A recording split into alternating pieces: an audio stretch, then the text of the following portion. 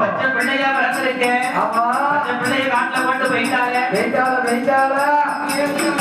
ஆமா மறந்துடுவேன் அதனால் என்ன அரக்கியர்கள் 3 பேரும் பிள்ளைய போட்டு போயிட்டா.